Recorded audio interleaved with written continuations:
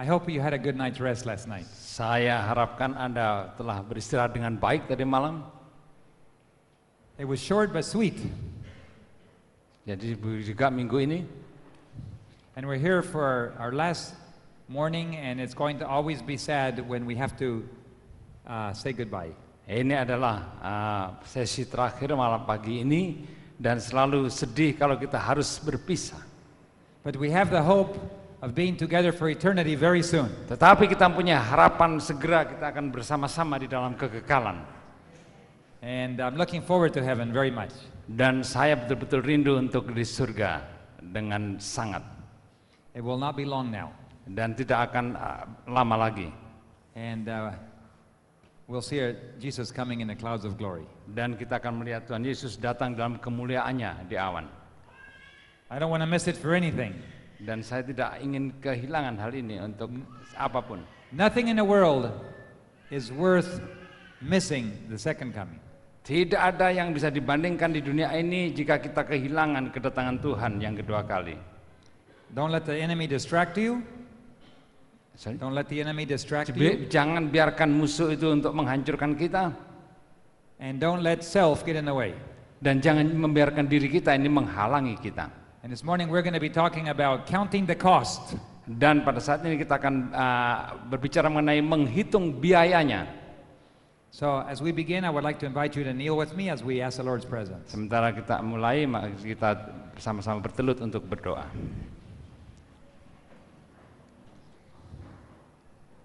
Heavenly Father, this morning we thank you for the rest that we had. Tuhan di surga, pagi ini kami bersyukur atas istirahat yang telah kami miliki.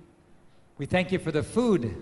Kami bersyukur atas makanan. And now we're going to have more spiritual food. Dan saat ini kita akan mendapatkan makanan rohani. Please surround your house with your holy angels. Kiranya Tuhan mengelilingi rumah Tuhan ini dengan malaikat-malaikat yang suci. Eliminating every evil influence. Dan menghilangkan segala pengaruh-pengaruh yang jahat. And filling us with your Holy Spirit. Dan mengisi kami dengan Roh Kudus. Speak to our hearts and our minds. Dan berbicara kepada hati dan pikiran kami. This we ask not because we deserve. Dan ini kami mohon bukan karena kami layak. Because of your great mercy we ask it. Tetapi karena rahmat Tuhan yang begitu besar. And we thank you in Jesus' name. Dan kami bersyukur dalam nama Tuhan Yesus. Amin. Amin.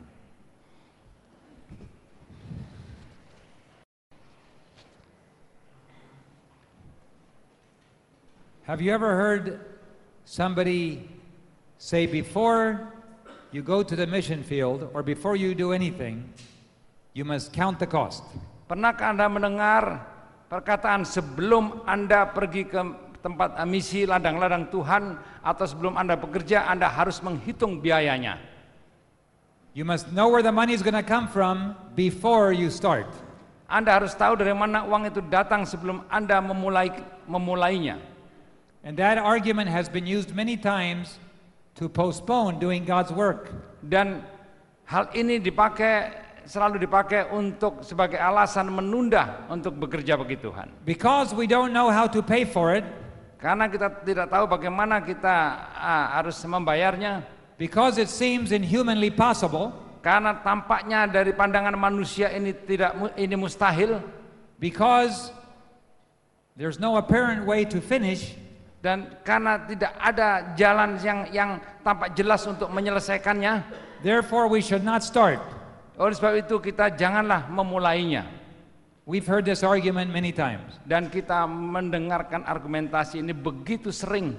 How can you put up a TV station if you don't know how to pay for it? Bagaimana kita membangun sebuah stasiun televisi kalau kita tidak tahu bagaimana membayarnya? How can you start an aviation program if you don't know how to buy the gasoline? Dan bagaimana kita mempunyai pelayanan penerbangan atau pesawat terbang kalau tidak tahu bagaimana caranya membeli bensinnya? How can you build a school if you don't know where the teachers are going to come from? Dan bagaimana kita membangun sekolah kalau kita tidak tahu dari mana guru-guru dan gajinya? Does it not say in the Bible that you must know first where everything is going to come from? Tidakkah ada di Alkitab kita harus mengetahui segala sesuatunya dari mana sumber-sumber ini akan datang? Let's read the exact parable that Jesus referred to in Luke 14. Marilah kita melihat perumpamaan yang dikatakan oleh Tuhan Yesus mengenai hal ini di dalam Lukas 14. And then we'll see what Jesus is trying to say here. Dan kita akan melihat apa yang ingin dikatakan oleh Yesus di sini. Luke 14 verse 25. Lukas 14 ayat 25. And there went great multitudes with him, and he turned and said unto them, Pada suatu kali banyak orang berduyun-duyun mengikuti Yesus dalam perjalanannya. If any man come to me and hate not his father and his mother, his wife and his children and brother and his sisters, yea, his own life also, he cannot be my disciple. Sambil berpaling ia berkata kepada mereka, jikalau seorang datang kepadaku dan ia tidak membenci bapaknya, ibunya, istrinya, anak-anaknya, saudara-saudaranya, laki-laki atau perempuan, bahkan nyawanya sendiri, ia tidak dapat menjadi muridku. The word hate would be better translated, put into second place. If he does anything in first place, he cannot be my disciple. Jadi kata benci ini sebetulnya tempat yang kedua. Jadi kalau kamu tidak bisa menaruh semua ini di tempat yang kedua atau bukan yang utama, kamu tidak bisa menjadi muridku. And whosoever does not bear his cross and come after me cannot be my disciple. Barang siapa tidak memikul salibnya dan mengikut aku, ia tidak dapat menjadi muridku. For which of you, intending to build a tower, sitteth not down first and counteth the cost, whether he hath sufficient to finish it? Sebab siapakah di antara kamu yang kalau mau mendirikan sebuah menara tidak duduk dahulu membuat anggaran biayanya, kalau cukup uangnya untuk menyelesaikan pekerjaan itu? Lest happily after he has laid the foundation and is not able to finish it, all should come and begin to mock him. Supaya jikalau ia sudah meletakkan dasarnya dan tidak dapat menyelesaikannya, jangan-jangan semua orang yang melihatnya mengejek dia. And say, this man began to build, but he cannot finish. Sambil berkata, orang ini mulai mendirikan tetapi ia tidak sanggup menyelesaikannya. So many people say, do not start a mission project if you don't know how to pay for it. Jadi banyak orang mengatakan jangan memulai proyek-proyek misi ini kalau Anda tidak tahu bagaimana nanti menyelesaikannya. This appears to be a logical argument. Dan nampaknya ini adalah logika yang masuk akal. Except it has one major flaw. Tetapi ada satu kekurangannya. Jesus is not talking about building a tower. Tuhan tidak berbicara mengenai membangun sebuah menara. Jesus is talking about following him. Tetapi dia berbicara mengenai mengikuti dia. He said, whoever does not count the cost of being my disciple cannot be my disciple. Jadi mereka yang tidak menghitung biayanya tidak bisa menjadi muridku.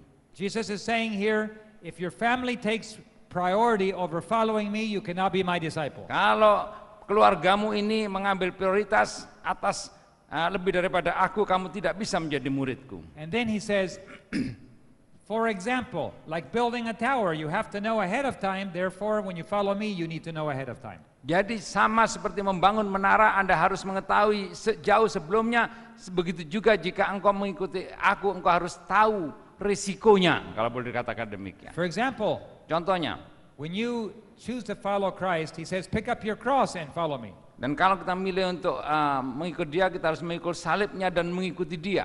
Now today we think of a cross as a symbol for a Christian church. Mungkin kita sekarang berkata bahwa salib ini adalah simbol dari gereja Kristen. But in Jesus' time, tetapi pada masa Tuhan Yesus, a cross was an instrument of death. Maka salib ini adalah alat untuk yang membawa kematian. It was not yet a symbol of anything.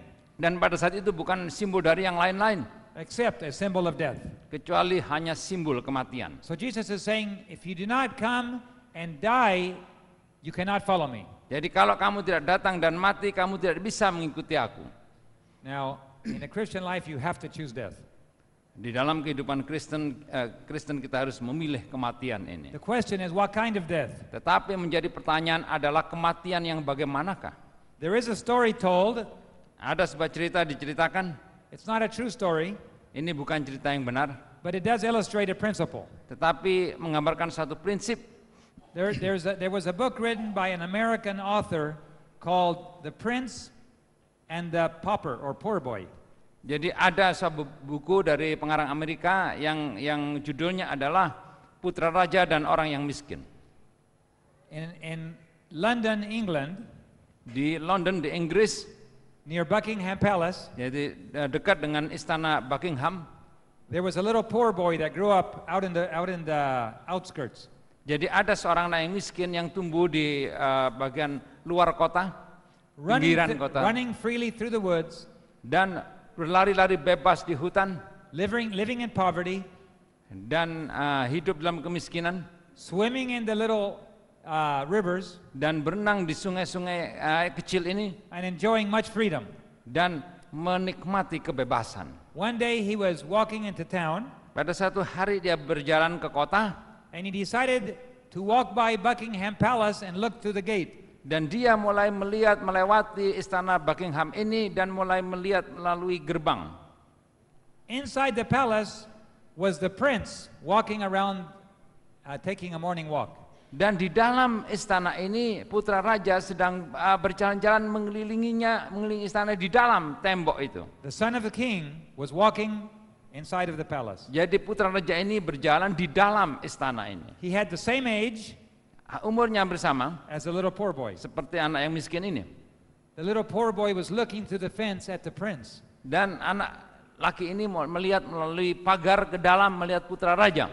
Dressed in beautiful clothes. Dia itu berpakaian dengan pakaian yang indah. The poor boy had rags. Dan anak muda ini berpakaian compang-camping. Suddenly the prince noticed the poor boy looking through the fence. Kemudian putra raja ini memperhatikan bahwa anak miskin ini sedang melihat melalui pagar. So he walked up closer, Dan dia berjalan lebih dekat lagi. and they were fascinated by each other. Kemudian mereka saling tertegun satu sama lain. And the prince said, I would like to invite you in and talk to you about how you live as a poor boy. Kemudian putra raja ini, saya ingin mengundang kamu dan kita ingin berbicara bagaimana kamu hidup sebagai anak muda yang miskin, anak yang miskin. The guard protested and said, please, your highness, don't do that. Kemudian para penjaga ini mencegahnya, kemudian tuanku jangan lakukan itu. But his highness insisted. Sorry. His highness insisted. Tetapi dia tetap mendorong ya, tetap ya artinya tetap melakukannya. And so the little poor boy was allowed inside. Jadi dengan demikian anak miskin ini diizinkan untuk masuk ke dalam istana. They went up to the private headquarters of the prince. Dan masuk ke dalam pusat tempat dari putra raja ini. And they talked a lot about the freedom that a poor boy enjoys. Dan dia berbicara mengenai kebebasan yang dimiliki oleh anak miskin ini. The prince said, I don't have very much freedom. Anak putra raja mengatakan, saya tidak mempunyai kebebasan, banyak From kebebasan. morning to night, my schedule is regulated. Karena dari pagi sampai malam semua jadwal saya sudah diatur. I have private tutors that teach me school. Dan saya mempunyai guru-guru privat yang mengajar saya di sekolah. I have to exercise. Saya harus melakukan latihan-latihan. I do different sports like archery. Saya melakukan olahraga seperti olahraga panah. I ride horses. Dan saya menunggang kuda. I learned how to use a sword. Jadi saya belajar bagaimana menggunakan pedang. I've never been swimming in a river. Saya tidak pernah berenang di sungai. Oh, the poor boy says, it's a glorious life living outside. Kemudian anak miskin mengatakan, oh itu adalah kehidupan yang begitu indah, hidup di luar sana. You can swing in the trees. Anda bisa berayun-ayun di pohon. The prince said, I've never climbed a tree. Tidak pernah memanjat pohon. And so they said, I wonder what we would look like if we changed clothes. Dan saya ingin tahu bagaimana kalau kita ini tukar pakaian. I've never put on poor clothes before. Saya tidak pernah menaruh pakaian-pakaian yang camping-camping sebelumnya. And the poor boy said, I've never put on nice clothes like you have. Dan saya juga tidak pernah mengenakan pakaian yang indah seperti kamu. So they changed clothes. Dan mereka mulai bertukar pakaian. And they stood in front of the mirror. Dan kemudian mereka berdiri di depan kaca. Amazing. Wah, sangat menakjubkan. We could be twins. Kita bisa menjadi orang anak kembar. We look just like each other. Kita seperti mirip nampaknya. And they did. They resembled each other. Dan memang mereka mirip. Same hair, same eyes. Jadi mata yang sama, rambut yang sama. Nobody would have guessed. Tidak ada yang bisa membedakan. The prince, dressed in the poor boy's clothes, stepped outside for a second. Jadi putra raja ini dengan berpakaian pakaian dari anak yang miskin ini kemudian mulai keluar sebentar. He wanted to tell the guard something.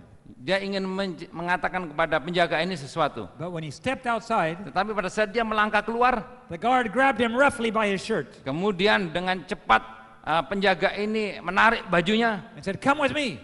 dan pergi bersama saya. The prince protested, "Get your hands off of me." Dan putra raja ini yang berpakaian compang-camping mengatakan, lepaskan tanganmu dari aku. But the guard thought he was the poor boy. Tetapi dia pikir ini adalah anak yang miskin itu. And the guard took him outside and threw him out. Dan dibawa keluar dan kemudian didorong, dilempar keluar. The poor boy waited and waited for the prince to come back, and he didn't come back. Dan anak yang miskin di dalam ini menunggu, tapi rupanya putra raja ini tidak pernah datang masuk kembali. And now begins the big problem. Tetapi sekarang barulah masalah besarnya timbul. How does the prince get back in? Bagaimana putra raja ini bisa masuk kembali? And how does the poor boy find the prince? Dan bagaimana anak miskin ini untuk bisa mendapatkan putra raja itu? Well, after waiting for a while, the prince stepped outside and the guard said, "Your Highness." Dan setelah berapa lama maka yang merupakan putra raja ini keluar dan penjaga ini mengatakan, "Oh, tuanku." And the little poor boy said, "Where is the prince?"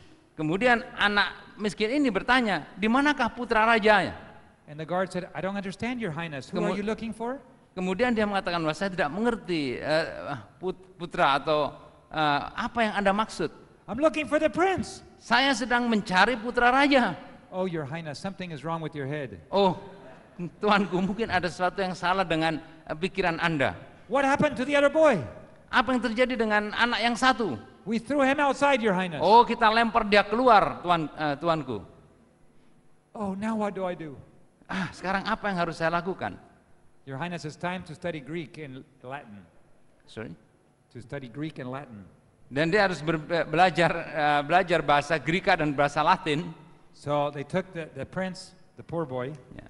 to his teachers. Jadi dia membawa anak miskin yang berpakaian putra raja ini kepada gurunya. And his teachers addressed him in Latin Kemudian mulai berbicara dalam bahasa Latin. and expected him to respond. Dan dia mengharapkan dia untuk memberikan tanggapan. The poor boy doesn't understand Greek or Latin. Dan anak miskin ini tidak mengerti bahasa Greka atau bahasa Latin. "Oh, Your Highness, what happened to your head?" Kemudian gurunya mengatakan, "Oh tuanku, apa yang terjadi dengan otak Anda?" They talked to the majesty, the king, and said, "Your son is suffering mentally."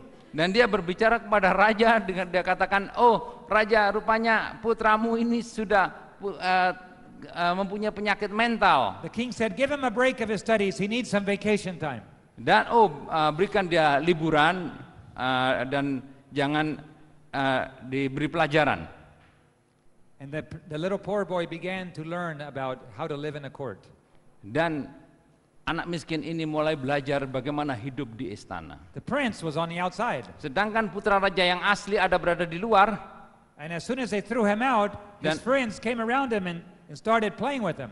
Dan begitu dia dilempar keluar, maka teman-temannya datang dan bermain-main dengan dia. He didn't seem to recognize his friends. Dan mereka sebenarnya tidak mengenal dia. So they took him back into the forest where he lived. Jadi dia mengambil ini kepada hutan di mana mereka biasa tinggal. He had a grown man that was a friend of his and kind of took him under his wing. Dan ada seorang dewasa di situ, kemudian merangkul dia. He said, "My poor friend is suffering mentally. The poor boy can't remember his friends and family anymore." Dan dia mengatakan, rupanya temanmu ini juga mengalami penyakit mental sehingga tidak bisa lagi mengingat teman-temannya. "But not to worry, I will take care of you." Tapi jangan khawatir, saya akan mengatasi hal ini. So he fixed a meal. He fixed a meal. Kemudian menyiapkan makanan And he set it on a table, dan duduk di meja and they sat down to eat. dan dia duduk untuk makan.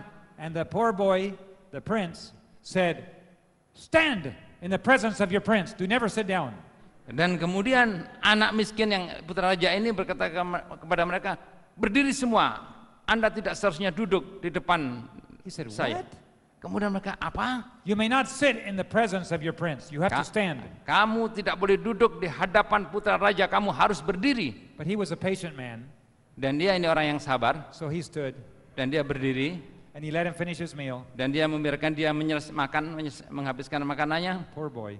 Oh, kasihan, malang sekali. He thinks he's the prince of England. Dia merasa dirinya putra raja Inggris. And many adventures happened because of that. Dan banyak petualangan-petualangan dan masa-masa yang terjadi oleh karena hal ini. The poor boy in the palace and the prince out in the forest. Jadi anak yang miskin ini berada di istana, sedangkan putra raja berada di hutan. One day, the prince was advised, the king has died. Satu saat diberitahu kepada putra raja bahwa raja telah meninggal. The little boy in the forest started crying, my father has died, my father has died. Kemudian anak yang di hutan ini menangis, ayahku meninggal, ayahku meninggal. The little boy in the palace knew that they were going to crown him king very soon, and he had to find the real prince. Dan yang di istana ini mengetahui bahwa segera dia akan dinobatkan menjadi raja, jadi dia harus mendapatkan putra raja yang sesungguhnya. Meanwhile, one of the responsibilities of the prince about to be king was to learn how to judge the people. Dan salah satu tugas yang harus dipelajari kalau menjadi raja, maka ini harus bisa menghakimi orang-orang. So they sat him on his father's throne. Jadi dia duduk di singgasana bapaknya. And said, Your Majesty, please judge the people. Tuanku, mohon kiranya Tuhan menghakimi orang-orang ini. And the little poor boy, he did not know about politics. Dan anak yang miskin ini tidak tahu mengenai politik. He didn't care if one was a duke or one was a baron. He always did what he thought was right. Jadi tidak peduli ini adalah bangsawan atau ini bangsawan yang lain, yang dia pikir hanya apa yang benar. People were frustrated with this new king. Dan orang frustasi dengan raja yang baru ini. Coronation service was scheduled for the following week.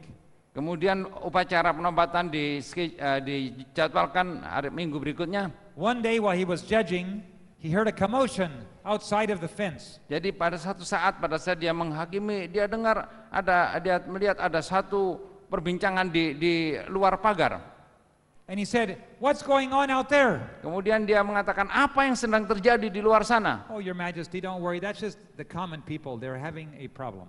Oh, jangan khawatir, itu adalah rakyat biasa, mereka mempunyai masalah. "No, I want to know what's happening." Saya ingin tahu apa yang terjadi di sana. "But Your Majesty, don't worry yourself with the affairs of the common men." Jangan khawatir dengan masyarakat biasa di sana. "Bring them in," said the Bawa king. mereka masuk. So they brought these people in. Jadi mereka membawa orang-orang ini masuk. "What's the problem?" he said. Apa masalahnya, dia katakan. "Your Majesty, we have caught 2 criminals. Oh, Tuanku, kita menangkap 2 penjahat. They have been accused of a crime. Mereka telah dituduh melakukan kejahatan. And we are in the process of carrying out the sentence of the judge." Dan kita sekarang sedang memikirkan, menjalankan untuk menjatuhkan hukuman kepada mereka. They will be executed. Dan mereka akan dihukum. And he said, first the criminals came forward and fell down on their knees before the king. Dan 2 penjahat ini masuk kemudian bersujud di hadapan raja. "Please, Your Majesty, we beg you, have mercy on us." Oh, Tuanku Raja, kiranya ampuni kami. "Please have us hanged. We pray that they will hang us." Bantulah kami karena mereka akan menggantung kami. He said, "You want to be hanged?" Kamu mau digantung? "Please, yes, Your Majesty, please hang us." Kemudian dia mengatakan, ya Baginda, mohon gantunglah saya. "Well, are you innocent or guilty?" Apakah kamu ini memang bersalah? "We're innocent, Your Majesty." Innocent. "We're innocent." Kami tidak bersalah. "Then why do you want to be hanged?" Mengapa kamu minta supaya digantung? "Because we have been sentenced to be boiled to death." Karena kami telah diputuskan dihukum, yaitu dengan dimasak dengan air mendidih. "Please have mercy on us. We do not want to be boiled to death. We want to hang." Jadi mohon diberi rahmat, saya tidak mau dimasak, tapi saya mau digantung saja. Interestingly enough, Dan sangat menarik, the little poor boy who was the king, jadi anak yang miskin ini yang menjadi raja saat itu, he knew who they were. He knew them. Mereka mengetahui mereka, dan mereka tahu bahwa mereka tidak bersalah. And he knew they were innocent. Dan mereka tahu tidak bersalah. So he said, "I declare you innocent. You can go home." Dan saya menyatakan Anda tidak bersalah dan kamu bisa pulang. Because when he was a poor boy, he knew these men outside. Karena pada saat dia menjadi anak yang miskin di luar, dia mengenal mereka. They didn't know what to say. The king had set them free. Dan mereka tidak tahu apa yang harus mereka katakan karena raja ini telah membebaskan mereka. And eventually, before the coronation, the little pauper boy and the prince meet outside and they switch places again and everything is restored to normal. Dan sebelum penobatan itu rupanya mereka bertemu dan mereka bertukar kembali dan semua menjadi beres. And the true king of England is able to put everything in order and he forgives the poor boy for having restored the throne. Dan akhirnya raja ini kemudian membuat semua pemerintahan ini berjalan beres dan mengampuni juga anak muda ini karena telah duduk sebagai But raja the di sana. important part of this story Pelajarannya dari yang penting dari cerita ini is the criminal's reaction. yaitu bagaimana reaksi dari penjahat ini. Your Majesty, please hang us. Tuanku, mohon saya digantung. Kami digantung. Let me ask you what you would prefer. Sorry? Let me ask you what you would prefer. Izinkan saya bertanya kepada Anda, manakah yang Anda lebih pilih? Would you Lebih prefer to sukai? be hanged or to be boiled? Apakah Anda memilih untuk digantung atau direbus ya? Direbus mungkin istilahnya yang lebih cocok. I can't hear you. Saya tidak mendengar jawaban Anda. Raise your hand if you prefer to be hanged. Angkat tangan Anda kalau Anda lebih memilih untuk digantung. Okay, the rest of you will be boiled. Jadi yang lainnya lebih senang untuk direbus.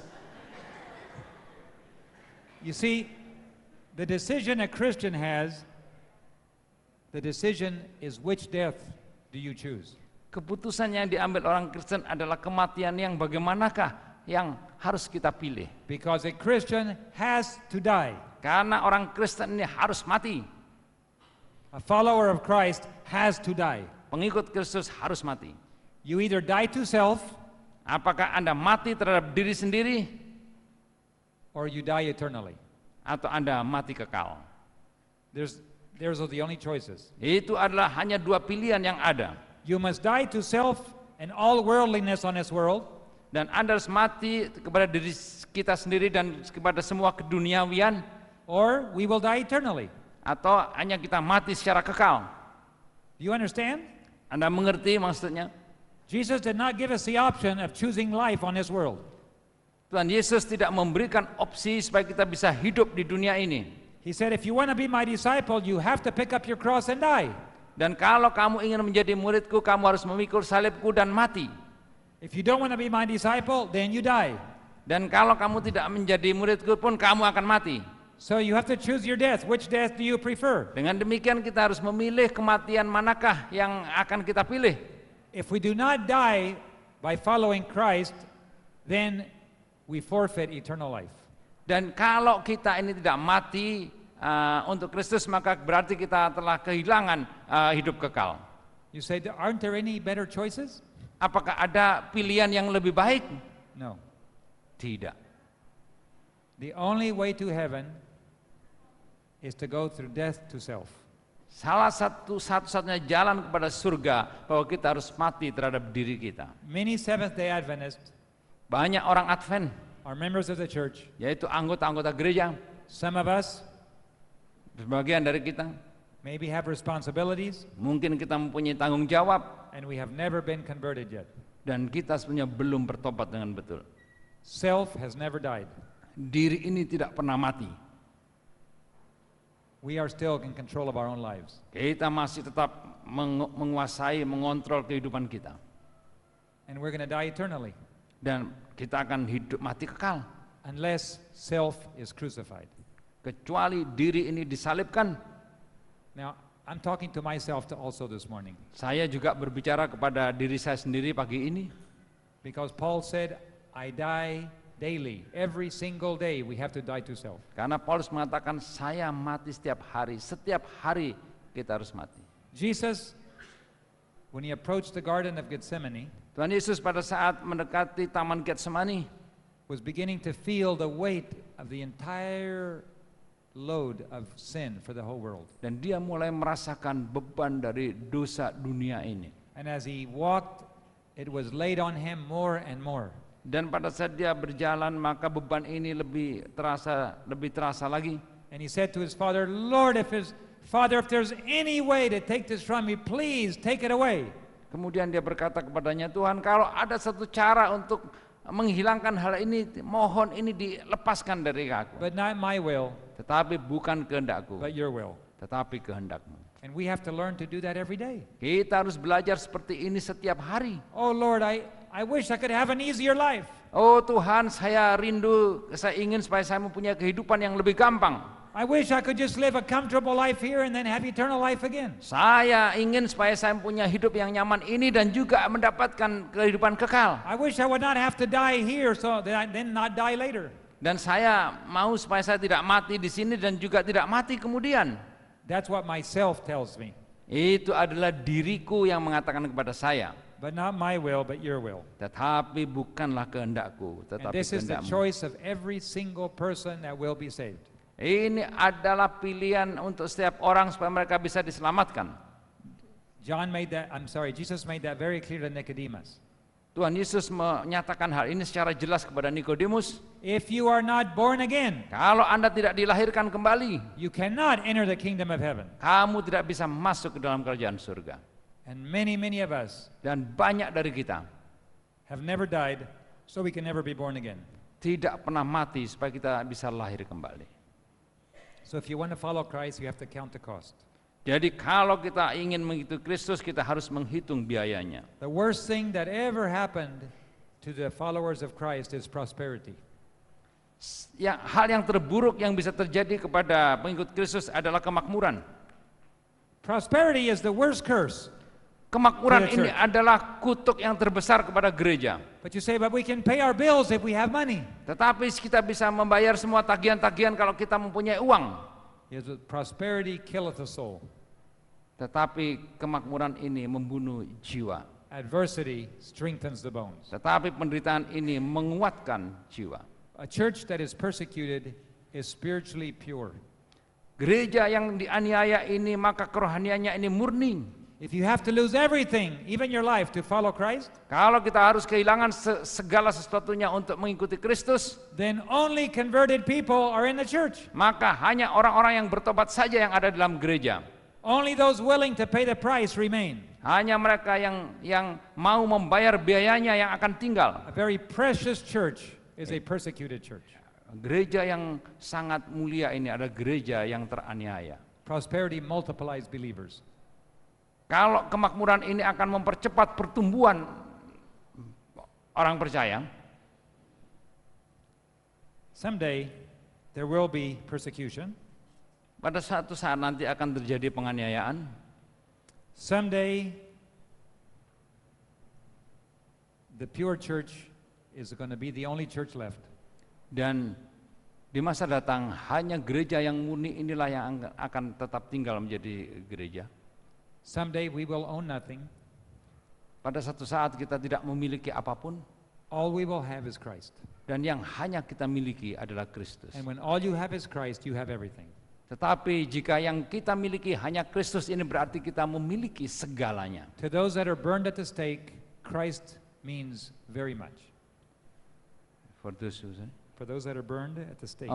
bagi mereka yang dibakar di tiang-tiang ini, maka Kristus sangat berarti bagi mereka. And sometimes we ask ourselves, why does God make it so hard?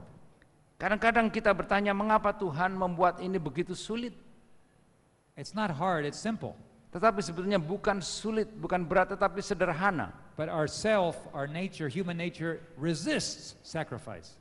Karena alami tubuh kita manusia ini menolak pengorbanan.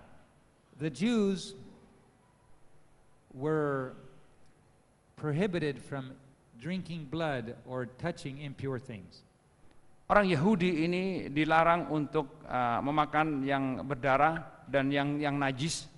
And yet in John 6, Tetapi di Yohanes 6, Jesus specifically said in verse 54, Tuhan Yesus secara khusus mengatakan di ayat 54, let's start at 53. mulai 53, Verily, verily, I say unto you, except ye eat the flesh of the Son of Man and drink his blood, ye have no life in you. 52. 6:53. Orang 6:52 ya. 6:53. 53 ya. Maka kata Yesus kepada mereka, aku berkata kepadamu, sesungguhnya jikalau kamu tidak makan daging anak manusia dan minum darahnya, kamu tidak punya hidup dalam dirimu. Whoso eateth my flesh and drinks my blood hath eternal life, Barang siapa makan dagingku dan minum darahku, ia mempunyai hidup yang kekal. and I will raise him up at the last day. Dan aku akan membangkitkan dia pada akhir zaman. For my flesh is meat indeed, my blood is drink indeed. Sebab dagingku ini adalah benar-benar makanan dan darahku adalah benar-benar minuman. And he that eats my flesh and drinks my blood dwells in me, and I in him. Barang siapa makan dagingku dan minum darahku, ia tinggal dalam aku dan aku dalam dia. And in verse 60, Dan ayat 60, many therefore of his disciples, when they heard these words, said, it is an hard saying, who can hear it? sesudah mendengar semuanya itu, banyak dari murid-murid Yesus yang berkata, perkataan ini keras, siapakah yang sanggup mendengarkannya? And many of his disciples left him that day, Dan banyak murid-murid yang meninggalkan dia pada saat itu and they followed him no longer. dan tidak lagi mengikuti dia. Why does Jesus keep making it so difficult? Mengapa Tuhan Yesus selalu membuat sepertinya hal ini sulit? The concept of drinking blood was terrible. Dan konsep untuk meminum darah ini adalah satu yang sangat tidak baik.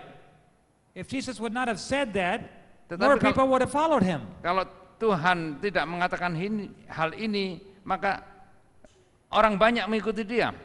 But Jesus was purposely trying to weed out those that were not serious. Tetapi dengan sengaja Kristus ingin mulai memisahkan mereka yang serius dan tidak. Those that remained with him, Mereka yang tetap tinggal dalam dia. in verse 66 it says, Ayat 66 mengatakan, from that time many of the disciples went back and walked no more with him. mulai dari waktu itu banyak murid-muridnya mengundurkan diri dan tidak lagi mengikuti Then Jesus mengikut dia. turned to his 12 and said, will ye go away also? The next verse. Oh, maka kata Yesus kepada ke-12 muridnya, apakah kamu tidak mau pergi juga? And Simon Peter answered him and said, Lord, to whom shall we go? You have the words of eternal life. Jawab Simon Petrus kepadanya, Tuhan, kepada siapakah kami akan pergi? Perkataanmu adalah perkataan hidup yang kekal. And so at the very end of time in our generation, Dan pada masa yang terakhir di masa generasi kita ini, Jesus is going to filter out the church. dan Tuhan Yesus akan menyaring gerejanya. It will take some trials. Dan akan ada pencobaan-pencobaan, kesulitan-kesulitan. It will be impossible to be comfortable and be Adventist at the same time. Dan pada saat itu akan sulit menjadi nyaman dan menjadi orang Advent pada saat yang sama. And many of us will leave. Dan banyak dari kita akan meninggalkan gereja. Because if you cannot live a comfortable life and be a follower of Jesus, many will leave. Karena kalau kita tidak bisa hidup dengan nyaman dan menjadi murid Yesus, maka kita akan meninggalkan Yesus. And a few will be left. Dan kalau Anda, A few will be left. dan kalau Anda yang menjadi orang yang tertinggal, I don't know who they will be. dan saya tidak tahu siapa-siapa mereka, I hope I'm one of them. saya harapkan saya adalah salah satu dari yang tinggal. I hope I can, with God's help, withstand the test that is about to come on the church. Dan saya dengan bantuan Tuhan berharap saya bisa tahan pada saat ujian itu datang. I know that without God's power, it will be impossible. Dan saya tahu tanpa kuasa Tuhan ini mustahil. You have heard many testimonies of people who have given their lives for their faith. Banyak kita mendengarkan kesaksian-kesaksian bagi mereka-mereka yang sudah menyerahkan hidupnya karena iman. I remember karena the imannya. story of a man in Mongolia. Saya mengingat satu cerita, ada seorang di Mongolia. He became a Christian and he began to preach Jesus Christ in his village. Dia menjadi orang Kristen dan dia mulai mengkhotbahkan Tuhan Yesus di desanya. They told him to stop. Dan mereka mengatakan kepada dia harus berhenti. He did not. Tetapi tidak dilakukannya. So he was sentenced to be sewed up in a skin Dan akhirnya dia dijahit di dalam satu kulit and left to dry in the sun. dan dibiarkan mati kepanasan di matahari.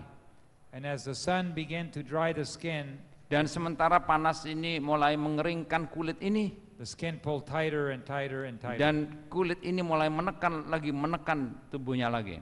It was almost impossible to breathe. Dan hampir tidak mungkin untuk bernafas. His whole body was being pressed Dan tighter. seluruh tubuhnya ini tertekan dengan kuat.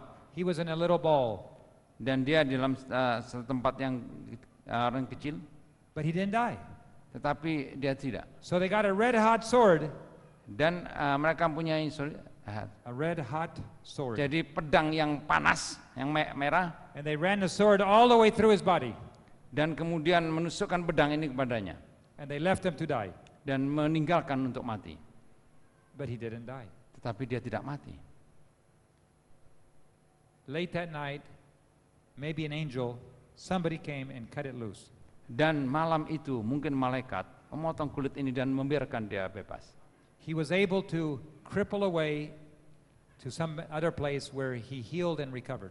Dan dia berhasil merangkak ke satu tempat dan di sana dia bisa disembuhkan. As soon as he was better, Dan segera setelah dia baik kembali he came back home again dan dia pulang ke rumahnya lagi, to the same village ke desa yang sama, in order to preach Jesus Christ. dan supaya bisa mengkhotbahkan Tuhan Yesus. You and I would have said, that's stupid. Dan mungkin Anda dan saya mengatakan ini sangat bodoh. They tried to kill him. Mereka mencoba untuk membunuh dia. They've passed their opportunity. Mereka melewati kesempatan ini. But he went back. Tetapi dia kembali. What amazing love. Oh, bagaimana kasih yang And when they menakjubkan saw ini. him, they were surprised. Dan pada saat mereka melihat dia, mereka terkejut. And the word started spreading. Dan kata-kata ini, ada berita ini mulai tersebar. The man cannot be killed. Orang ini tidak bisa dibunuh. It is impossible to kill him. Sangat tidak mungkin untuk membunuh dia. Nobody should touch him. Sorry? Nobody should touch him.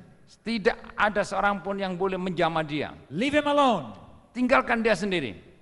And he was able to preach freely throughout all the villages. Dan dia dengan bebas sekarang bisa berkhotbah sepanjang di desa tersebut. That's a very difficult trial he went through. Oh, satu kesusahan, pencobaan yang besar yang dia lalui. Would I survive that trial? I don't know. Apakah saya bisa tahan atas penganiayaan seperti ini, pencobaan yang seperti ini, saya tidak tahu. We're going to find out very soon. Dan kita akan mendapatkannya segera, menemukannya segera. One of the trials will be hunger.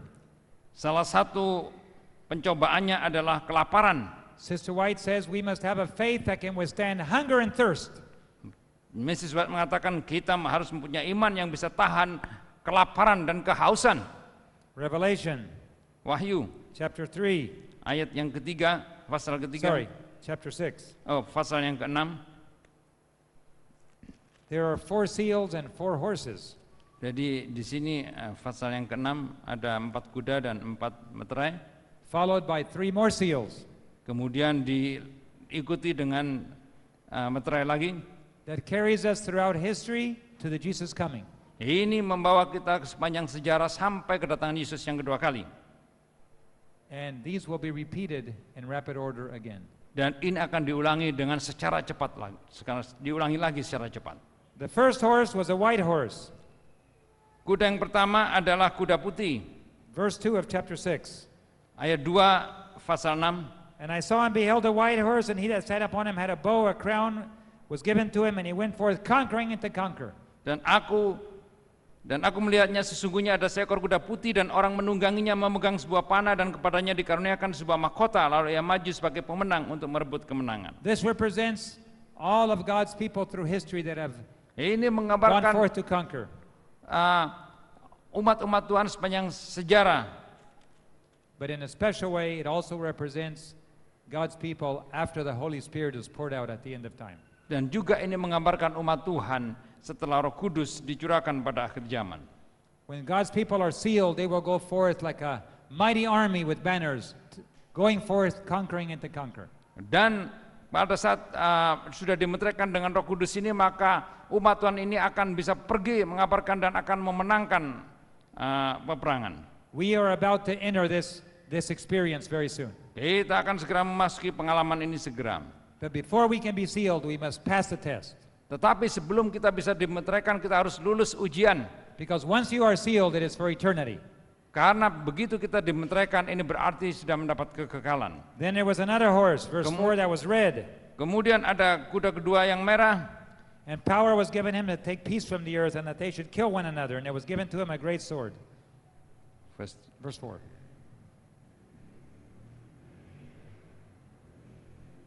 Oh, sorry. 6.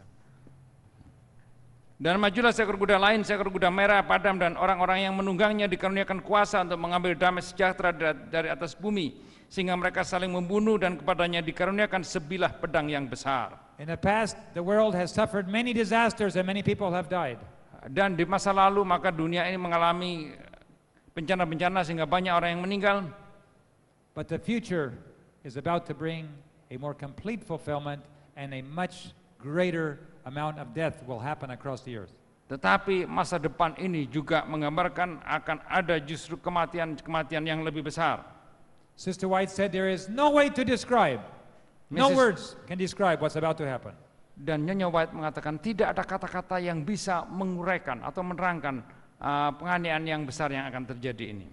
As God withdraws his protection from the earth, the devil will be given freedom to bring death across the earth. Pada saat Tuhan menarik pelindungannya dari dunia ini, maka setan mendapatkan kebebasan untuk menghancurkan dunia ini. This describes political violence, Maka di sini ada kejahatan-kejahatan politik, criminal violence, ada kejahatan kriminal, disasters of all kinds, dan juga bencana-bencana yang banyak. tornadoes, hurricanes, tsunamis. Dan ada tsunami, ada badai, ada tofan. Satan will be allowed to bring death and destruction across the earth. Dan setan diizinkan untuk membawa kematian di sekitar kita. And then the third seal was opened, and there beheld a black horse. Kemudian materai berikutnya dibuka. Verse 5. Ayat 5. Dan ketika anak domba itu membuka materai yang ketiga, And he that sat upon him had a pair of balances in his hands. dan mendengar makhluk yang tiga berkata, "Mari, dan aku melihat sesungguhnya ada seekor kuda hitam, dan yang menungganginya memegang sebuah timbangan di tangannya." This reflects a judgment scene. Balances is always judgment. Timbangan ini selalu menggambarkan penghakiman. Ini masa penghakiman. People across the earth will be, their destiny is hanging in the balances, and your choices make the difference. Di sini orang seluruh dunia mulai ditimbang keputusan-keputusan kita, ditimbang di sini. But remember, judgment always begins in the house of God. Dan ingat bahwa penghakiman dimulai dari rumah Allah. You will be judged, I will be judged before the people who do not know any difference. Anda akan dihakimi, saya akan dihakimi sebelum orang-orang lain yang mengenal Tuhan dihakimi. God is a true judge. Tuhan adalah hakim yang benar. If you love God and are surrendered to God, Dan kalau kita mengasihi Tuhan dan menyerahkan hidup kita kepada Tuhan, we should look forward to the judgment scene. maka kita akan rindu akan penghakiman ini. I remember one judgment scene that was quite interesting. Saya melihat satu pemandangan penghakiman yang sangat menarik. My wife had to go to criminal court. Istri saya harus pergi ke pengadilan kejahatan. Does she look like a criminal? Apakah nampak seperti seorang penjahat? Yet she was standing there with all the people that were handcuffed. Dan dia berdiri di sana dengan semua orang yang diborgol tangannya. You see, in the country of Trinidad and Tobago where we used to work, Dan di negara Trinidad dan Tobago di mana mereka dulu bekerja, every year you have to put a new sticker in the window from the Department of Transportation. jadi setiap tahun kita harus menaruh stiker di pintu dari departemen untuk yang mengurus kendaraan. She told me, David, don't forget to put a new sticker in the window. Dan dia mengatakan, David jangan lupa untuk menaruh stiker yang baru di But I rumah. forgot. Tetapi saya lupa. So the policeman stopped her and said, hello, Mrs. Gates, your sticker is not up to date. Jadi kemudian polisi menangkap, dikatakan bahwa stiker ini tidak lagi baru, jadi sudah usang. She said, I'm sorry, sir, my husband was supposed to do it and he forgot. Dan suami saya seharusnya melakukannya, tapi dia lupa.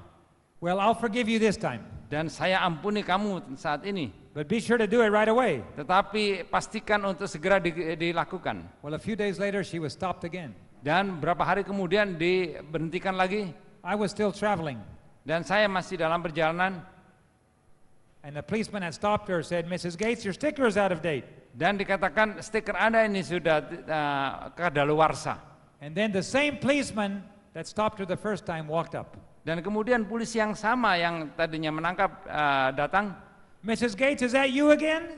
Kemudian Nyonya Gates, apakah kamu lagi? I told you several days ago to change the sticker. Saya sudah mengatakan kepada Anda beberapa hari yang lalu untuk menggantikan stiker Yes, sir, Anda. but I'm waiting for my husband to get Ya, home. tapi saya menunggu suami saya untuk pulang. I'm sorry, we're going to have to write you a ticket. Tetapi mohon maaf, saya harus mendenda Anda.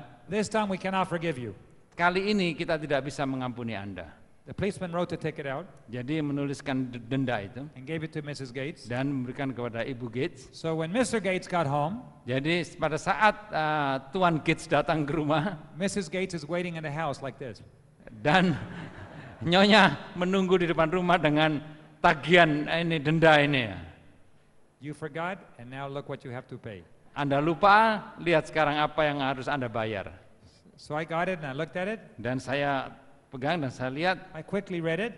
dan dengan cepat saya baca. Oh, we have 3 weeks to pay it. Oh, kita punya 3 minggu untuk membayar. I'll pay it, no problem. Saya akan bayar, nggak ada masalah. Nearly 3 weeks later, Dan 3 minggu kemudian, my wife says, don't forget to pay the ticket. istri saya mengatakan jangan lupa untuk membayar denda itu.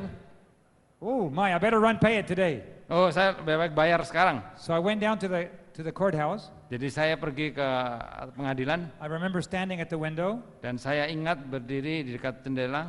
I stuck my Dengan little ticket in the window. di loket kemudian masukkan And I tiketnya. said, I'm here to pay the ticket. Saya di sini untuk membayar denda ini. Why didn't you pay it 3 weeks ago? Mengapa kamu tidak bayar 3 minggu yang lalu? Yeah, but there's a date there. Tetapi ada tanggal di sini I'm here to pay it before that date. dan saya harus bayar sebelum tanggal itu. No, Mr. Gates, you have to read the small print. Anda harus membaca cetakan yang kecil. It says if you don't pay immediately, you have to go to court on that date. Dan kalau Anda tidak bayar segera, Anda harus pergi ke pengadilan pada tanggal itu, yang 3 minggu itu. So I had to go home and tell my wife, you have to go to court. Jadi saya pulang dan saya ceritakan kepada istri saya, katakan bahwa istri What? saya harus pergi ke pengadilan. You Apa? should have paid it when I told you. Anda harus membayarnya pada saat saya katakan kepada Anda. So we went to court. Jadi kita pergi ke pengadilan Mrs. Gates, sit there with the accused. dan duduk di sana dengan para tertuduh lainnya. Mr. Gates, you go sit in the back. Dan Tuan Gates duduk di sebelah sana. Then they brought in all the criminals, handcuffed criminals. Dan semua penjahat-penjahat yang diborgol ini dibawa masuk All of them were chained up together. dan semua dirantai bersama-sama di sini. All of them were big black men and one little small blonde lady. Dan semua orang-orang hitam kecuali satu ada nyonya kulit putih. Then everybody stood up as the judge walked in. Dan semua berdiri pada saat hakim memasuki ruangan. And everybody sat down and the judge put a little white thing on his head, like the British system. Dan semua duduk, kemudian hakim ini mengenakan topi putihnya itu. You know how the British system is, they have a little white wig they put Anda on. tahu itu topi putih itu hakim itu yang So, he just put his wig on dan taruh topi putihnya ini and he started calling out the names. dan mulai memanggil nama-nama. Finally, Mrs. Rebecca Gates, please step forward. Kemudian Nyonya Rebecca Gates maju ke depan. There was a little fence there and she walked up to the fence. Jadi ada bangku di sana dan berjalan menuju meja itu. Are you Mrs. Rebecca Gates? Apakah Yes, sir. Anda Yes, Your Honor. Nyonya Rebecca Gates ya? Mrs. Rebecca Gates, you have been accused. Anda menjadi tertuduh. Yes, Your Honor. Iya betul. You are Baginda. accused of. Let me read you your accusation. Marilah saya baca tuduhannya.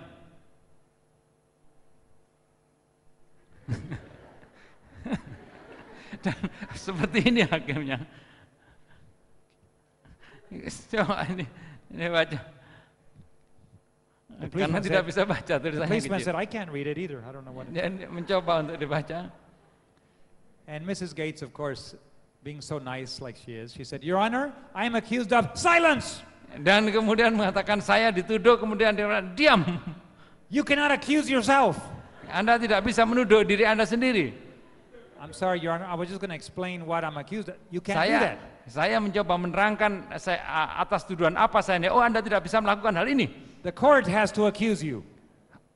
And then you can plead guilty or innocent. Penghakiman pengadilan ini yang harus menuduh Anda salah atau tidak. So they tried futilely to read it, but they never did figure it out. Tetapi mereka mencoba mencarinya, tapi rupanya mereka tidak dapat mencarinya. So finally the judge says, Mrs. Gates, we cannot read the accusation. Dan kemudian akhirnya hakim ini mengatakan, Nyonya Gates, kami tidak bisa membaca tuduhannya. We have no idea what you're accused of. Dan saya tidak punya ide sama sekali mengapa Anda menjadi tertuduh. So you're allowed to go free, you can leave. Dan Anda diizinkan untuk pergi dan bebas. And Mrs. Gates said, Your Honor, where do I pay the ticket?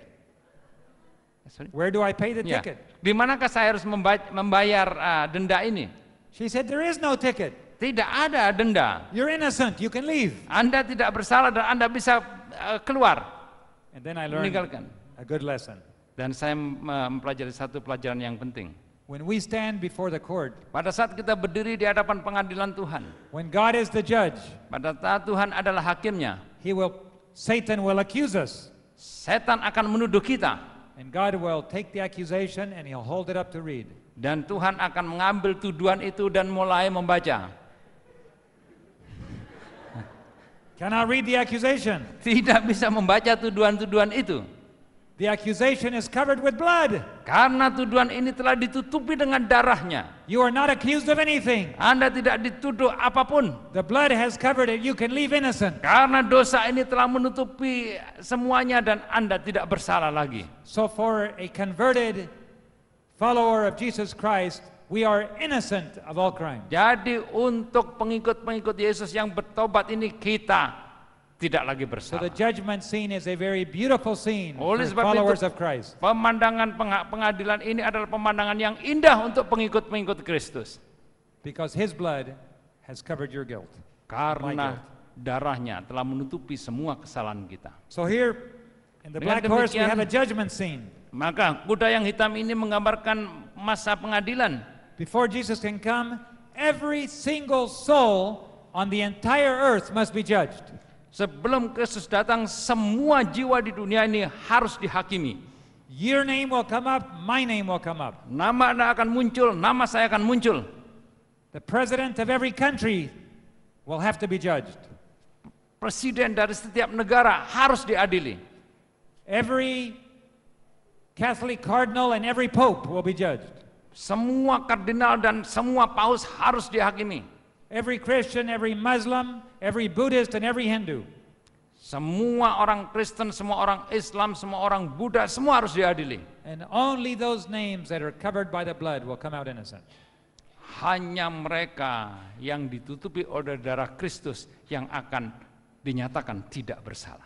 So always live your life daily covered by the blood. Oleh sebab itu biarlah kehidupan kita setiap hari ditutupi oleh darahnya. We don't know when that judgment will begin, but it will begin very soon. Kita tidak tahu kapankah penghakiman ini dimulai untuk orang yang hidup, tetapi akan datang segera. And he that sat on a black horse Dan held dia yang duduk di kuda hitam, the balances, and every case throughout history will have been finished. dan di sana dengan timbangannya dan akan mengadili semua kasus di dunia ini sampai semuanya selesai. Interestingly enough, Dan ada hal yang menarik, cukup menarik, in the order of things listed here, yaitu urutan dari hal-hal yang dituliskan di sini.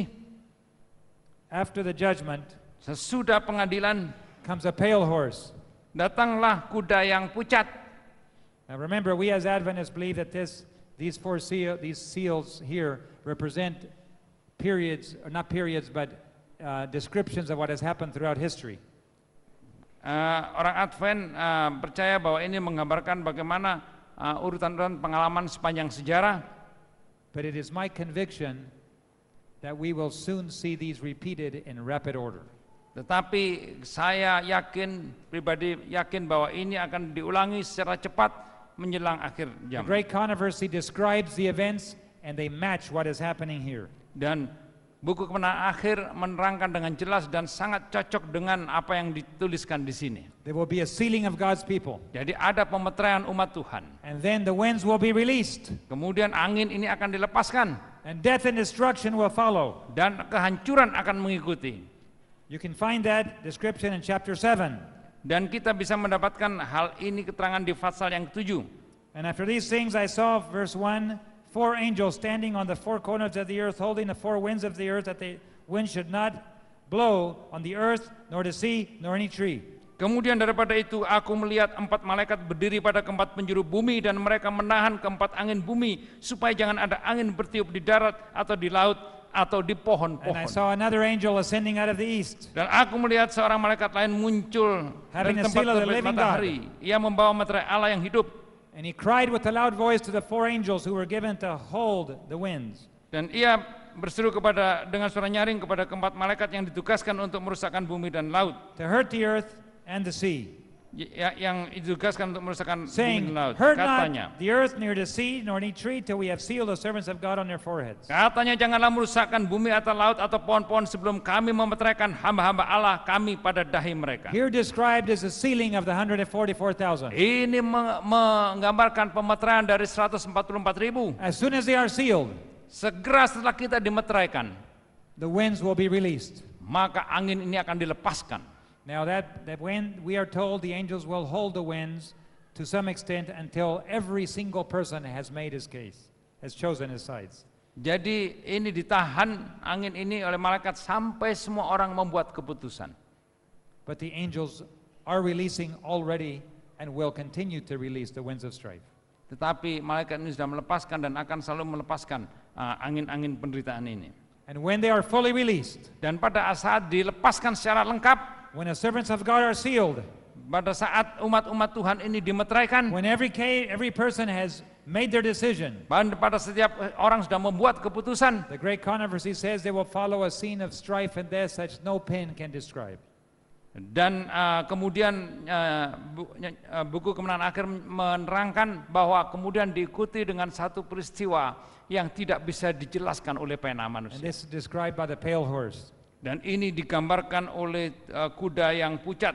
And his name that on his pale horse that rode the horse, his name was Death, and hell followed after him. Verse 8. Dan aku melihat sesungguhnya ada seekor kuda hijau kuning dan orang yang menungganginya bernama Maut dan kerajaan maut mengikutinya. And power was given to him over the fourth part of the earth to kill with the sword, with Dan- hunger, with dan death, kepada- and with the beasts of the earth. Dan kepada mereka diberikan kuasa atas seperempat dari bumi untuk membunuh dengan pedang dan dengan kelaparan dan sampar dan dengan binatang-binatang buas yang di bumi. Brothers and sisters, we are about to see repeated the scenes of the Middle Ages. Kita akan melihat pengalaman-pengalaman pada zaman masa yang lampau terulang. Where the blood of the followers of Christ was seed and sprouted in many souls. Yang dimana darah-darah umat Tuhan ini tersebar di beberapa tempat. The time is about to begin. Dan masa ini akan segera dimulai. Who will stand? Siapakah yang sanggup berdiri? Who will stand before the throne during this difficult, painful time in Earth's history? Siapa yang sanggup berdiri di depan takhta ini pada masa yang sulit? God is Dan preparing a menyakitkan people ini. today. Tuhan sedang menyiapkan manggil orang pada saat God is ini. inviting you today Tuhan sedang mengundang Anda hari ini to receive the preparation of character. untuk menerima kesempatan dan karakternya Dia. God is inviting you today Tuhan sedang mengundang kita hari ini to become special forces of heaven, untuk menjadi pasukan khusus bagi surga willing to say no to all the world and its attractions, dan mengatakan tidak kepada semua penarikan dunia, no to the money, tidak kepada uang, no to the glory, tidak kepada kemuliaan, no to the power, tidak kepada kekuasaan, no to influence, tidak kepada pengaruh-pengaruh, only Jesus Christ, dan hanya Yesus Kristus, only the cross. hanya salib itu. Not very many people are Tidak. willing to do that today. Tidak banyak orang yang rela untuk melakukan hal ini saat ini. There will be a few. Tapi ada sedikit, I look at what happened to Gideon. dan saya melihat apa yang terjadi kepada Gideon. When Gideon called Israel Pada saat Gideon memanggil orang-orang Israel, and said, "Who will join me to conquer the Midianites?" siapakah yang mau bergabung untuk berperang dengan orang Kanaan? Do you remember how many people accepted to come? Anda ingat berapa yang menerima panggilan ini? 32,000. 32.000. Not a very large army compared to the 150,000 of the Midianites. Bukan tentara yang besar dibandingkan dengan 150.000 tentara Midian. And God said, "That's too many. Tapi Tuhan mengatakan terlalu banyak. If anybody is scared, let them go home." Kalau mereka yang takut, biarkan mereka pulang. How many were left? Berapa yang tinggal? 10,000. 10.000. Now 10,000 against 150,000, this is getting worse as we go. Dan 10.000 melawan 150.000 ini bukan lebih membaik, lebih memburuk. And God said, too many. Tuhan mengatakan terlalu banyak. Quantity is not what I need quality. Nah, bukan jumlah yang saya perlukan tetapi kualitas. Take them to the river to drink. Ajak mereka kepada sungai untuk minum. And anybody who scoops up the water and drinks can stay. Everybody else will go home. Mereka yang mengambil air ini dengan tangannya kemudian meminumnya, mereka boleh tinggal. Yang lainnya boleh pulang. How many remained? Berapa yang tinggal? 300. 300. Less than 1%. Kurang dari 1%. Less than 1%. Kurang dari 1%. And God said, this is very good. Dan Tuhan mengatakan, baik ini. Now we're talking quality. Sekarang kita berbicara mengenai kualitas. And when I have quality, I can finish the work. Dan kalau saya punya kualitas, saya bisa menyelesaikan pekerjaan ini. Today in the church, we baptize many times in many countries a lot of people.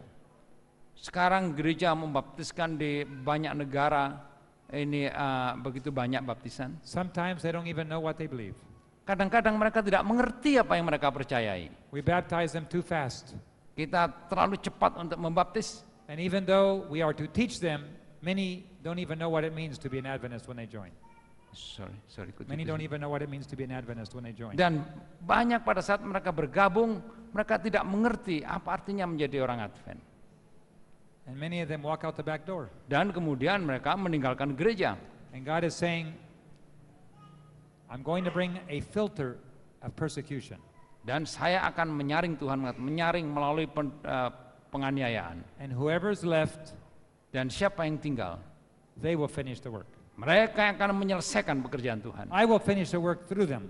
Saya akan menyelesaikan pekerjaannya melalui mereka. Well, how many would that be?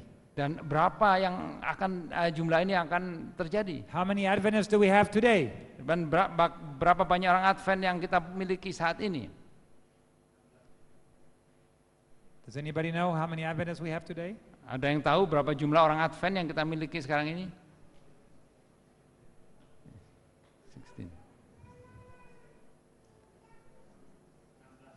16, 17, 18 million. Ya, sekitar 16 sampai 18 juta. Of course, we have less than that. Kita punya lebih, ya kurang dari itu. As we know, many people have their names on the books, but they never come to church. Karena kita tahu banyak nama-nama yang tercatat di buku gereja, tetapi tidak pernah datang ke gereja. But let's say we had 15 million. Anggap saja kita punya 15 juta. How many people does God need to finish the work? Berapa banyak yang diperlukan Tuhan untuk bisa menyelesaikan pekerjaan? Less than 1%. Kurang dari 1%. 144,000. 144.000. If you do the calculations with the calculator, kalau Anda menghitung dengan kalkulator, you will find that the numbers are almost exactly the same. dan jawabannya kira-kira jumlahnya hampir sama, ya kira-kira 300 people divided by 32,000. 300 dibagi 32.000, 0.009. 0,09, Less than 1%. kurang dari 1%. If you take 144,000 Dan 144.000 and divide it by 15 million, dibagi 15 juta, 0.009. 0,09%. Today, Hari ini, if God wanted to finish the work, kalau Tuhan ingin menyelesaikan pekerjaannya, all he needs is one person in 100. hanya satu orang di antara 100. Today we have about 200 people here. Kita punya sekitar 200 orang di sini. God only needs 2 of us. Tuhan hanya membutuhkan 2 orang. God wants all of us. Sorry? God wants all of us. Tuhan mau kita semua. God invites all of us. Tuhan mengundang kita semua. But if only 2 people remain, Tetapi jika hanya 2 orang yang tinggal, if there's only 2 truly converted Seventh-day Adventists here today, kalau hanya ada 2 orang yang benar-benar bertobat, orang Advent yang bertobat, if there's only 2 that are willing to follow the Lamb everywhere he goes, dan kalau aja hanya ada 2 orang yang rela pergi kemanapun Tuhan memerintahkan untuk If pergi. there's only two that are willing to die to self and give God total control, Kalau hanya 2 orang yang rela untuk memberikan dirinya sepenuhnya dan memberikan Tuhan menguasai dirinya, God is still going to finish the work. Tuhan masih bisa menyelesaikan pekerjaannya. Do you want to be one of those two? Apakah Anda mau menjadi bagian dari 2 ini? God longs for all of us, every single one of us, to be part of Tuhan that group. rindu supaya semua kita menjadi bagian dari pasukan ini. But it will take everything you have. Tetapi ini membutuhkan menyerahkan segala sesuatunya yang kita miliki. You will have to die, Anda harus mati, but you have to choose your death. tetapi Anda harus memilih kematian yang mana, Hanging or boiling, yaitu digantung atau direbus, death to self or eternal death. mati terhadap diri atau mati kekal. There's no other choice. Tidak ada pilihan yang lain. You die to self and the world, or you die eternally. Anda mati terhadap diri dan dunia ini atau Anda mati kekal. With the Lord's help, I want to be part of those two. Dengan bantuan Tuhan, saya ingin menjadi bagian dari 2 yang bertobat ini. The 144,000 is not necessarily a fixed number. Nah, 144.000 tidak harus sebagai satu jumlah, satu angka. It could be a fixed number, or maybe it could be symbolic. We will soon know. Mungkin angka atau mungkin hanya simbolik saja, kita tidak tahu. But I pray it's symbolic.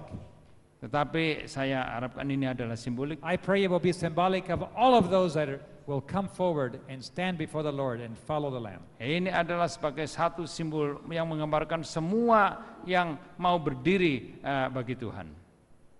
If you would like to be part of those, the few people, Kalau Anda ingin menjadi bagian dari orang yang sedikit ini, if with the Lord's help, dengan bantuan Tuhan, you're willing to lay everything on the altar. dan Anda rela untuk menyerahkan semuanya di mezbah You Tuhan. know, Paul had to lay everything on the altar. Paulus harus menyerahkan segala sesuatunya kepada When Paul Tuhan. was converted, Pada saat Paulus bertobat, he laid reputation, dia meninggalkan reputasinya, wealth, kekayaannya, power, kekuasaannya, influence, pengaruhnya, and he laid it all on the altar. dan diserahkan semua di mezbah And he gave Tuhan. it up. Dan dia menyerahkannya ini semua. And he worked for Christ the rest of his life. Dan dia bekerja bagi Kristus sepanjang akhir kehidupannya. But you know, some people say, well, Paul also did business. Tetapi orang mengatakan Paulus juga tetap mempunyai usaha, Paul made tents. yaitu membuat tenda. He was a tent maker. Dia adalah pembuat tenda. So Paul worked for God and he also made tents. Dan dia bekerja bagi Tuhan dan juga membuat tenda. This is not true, brethren. Tidak benar. There's a misunderstanding here. Ini ada satu salah pengertian. The only reason Paul made tents Salah satu alasan mengapa Paulus membuat tenda, was because the brethren refused to give him any money to support him. karena saudara-saudara menolak untuk memberikan tunjangan topangan kepada If dia. you read the Spirit of Prophecy, Sister White said it is a crying shame. Dan kalau kita baca roh nubuat, maka ini adalah satu kejahatan yang memalukan. Paul was supposed to live with tithing and offerings. Paulus seharusnya hidup dari persembahan dan perpuluhan. Paul was an apostle. He was supposed to be supported by the church members. Dia adalah rasul yang harusnya ditunjang oleh perpuluhan dan persembahan. But the church members said, you just came here to take advantage of us and get our money. Dan dia mengatakan, kamu datang sini hanya mencari keuntungan dan mengambil uang. Paul said, stop right there. Berhenti sampai di sana. Paulus I will not mengatakan, ask you for anything. saya tidak akan minta apapun. I have a profession. Saya mempunyai satu pekerjaan. I will make tents Saya akan membuat tenda. instead of depending on you. Gantinya untuk berharap kepadamu. I will support myself Saya menopang diri saya so that sendiri. you cannot accuse me of trying to get your money. Supaya Anda tidak bisa menuduh saya bahwa saya ingin mengambil uang Anda. Sister White says, how sad Dan Nyonya White mengatakan begitu menyedihkan, that the great apostle Paul had to waste his time making tents. yaitu Rasul Paulus yang besar ini harus memboroskan waktunya untuk membuat tenda Because of the selfishness and hard-heartedness of the church. karena kepentingan diri sendiri dan kekerasan dari hati umat-umat Tuhan. We don't know how many days or how many months Paul made tents. Kita tidak tahu berapa hari, berapa bulan Paulus membuat tenda, But if Paul would not have had to make tents, tetapi kalau Paulus tidak harus membuat tenda, maybe today we would have another epistle of Paul in the Bible. mungkin kita mempunyai lagi tulisan Rasul Paulus. He didn't have time to write. I'm sorry.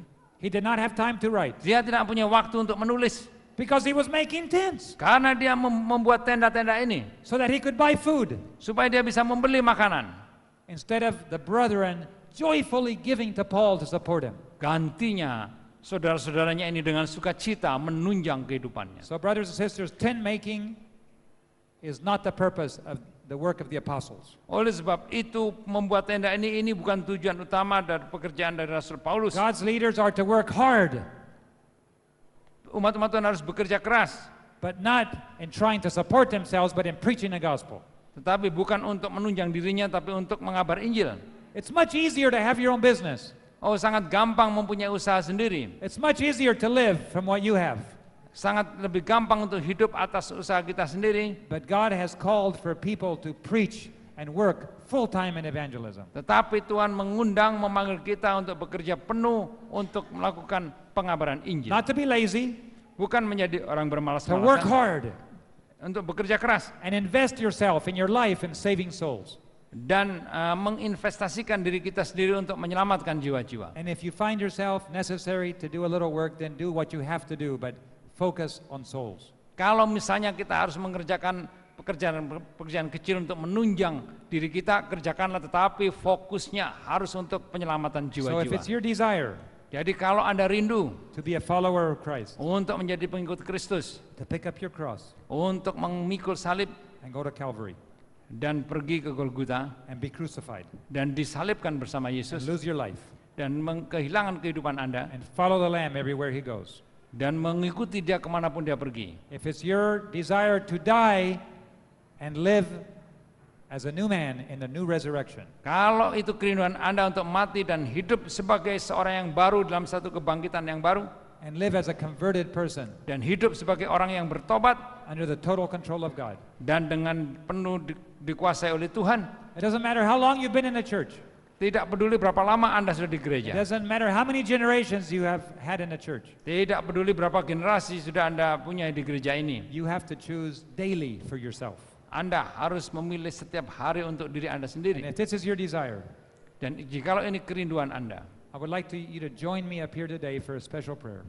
dan saya undang untuk bergabung dalam doa yang khusus. As we close today, I would like to invite you to close in a prayer of dedication.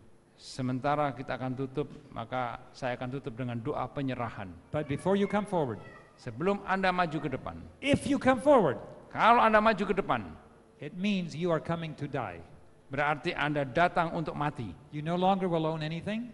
Anda tidak lagi memiliki segala sesuatu, God will own everything. karena Tuhan yang memiliki You segala will not sesuatu. own yourself. God will own you. Tetap Anda tidak ada memiliki diri sendiri, karena Tuhan yang memiliki Anda. If you come forward, Kalau Anda maju ke depan, with God's help, you will do everything He tells you to do. maka dengan bantuan Tuhan, Anda akan mengerjakan apapun yang Even if Tuhan it leads you, katakan. even if it leads you to death. Walaupun itu memimpin Anda kepada kematian. Those that are faithful unto death, I will give a crown of life, Jesus said. Mereka yang setia saya mati, aku akan memberikan mahkota kehidupan. Would you come forward if this is your decision? Mohon maju ke depan jika ini adalah But keputusan Anda. please don't come forward unless you're willing to die. Jangan maju ke depan kecuali Anda rela untuk mati. Your Bagi Savior diri. will walk with you all the way through. Dan Tuhan akan bersama-sama dengan Anda sepanjang kehidupan Anda. And someday soon, we'll be together with Him in eternity. Dan segera kita akan bersama-sama dengan Dia di dalam kekekalan.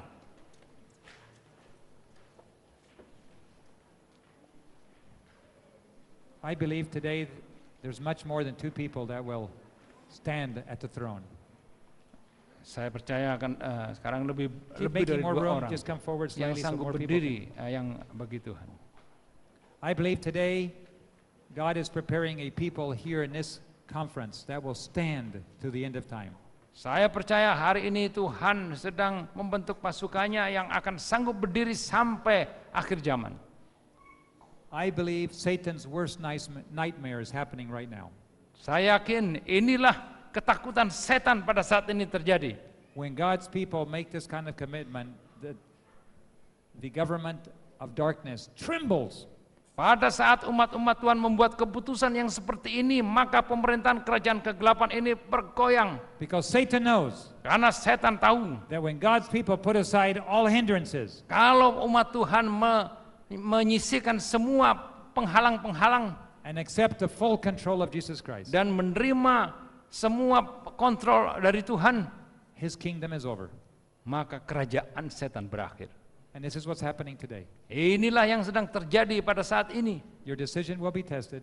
Maka keputusan kita akan diuji, You will be tried. Anda akan dicobai, All gold has to go through the fire. karena semua emas harus lewat api penyucian. But whenever you're being tried, Dan pada saat Anda dicobai, lean on your heavenly Savior. He will hold your hand and carry you through the fire. bersandarlah kepada Bapa di surga, karena Bapa akan menggandeng, merangkul kita. And if Jesus is standing in the fire, you can live easily in the fire. Kalau Tuhan Yesus hidup dalam api, kita bisa hidup dengan nyaman di dalam api. Wherever Jesus is, you can safely go. Kemanapun yang Tuhan katakan pergi, maka kita akan bisa pergi dengan selamat. Let us kneel together for prayer. Marilah kita bertelut bersama-sama untuk berdoa.